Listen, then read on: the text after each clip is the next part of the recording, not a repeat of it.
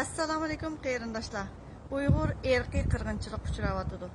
Erkiy qirg'inchilik uchragan millat zimin deb chiqadi.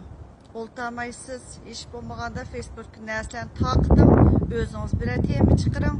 Bu sizning burchingiz, mas'uliyatingiz. Yana bir narsani uqtirib o'tay.